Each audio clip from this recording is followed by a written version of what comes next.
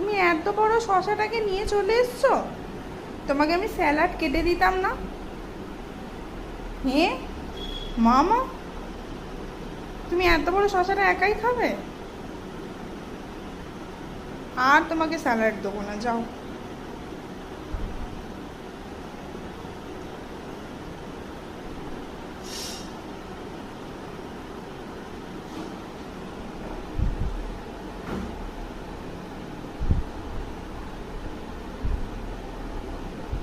ওটা কেটে না দিলে কি করে খাওয়া হয়?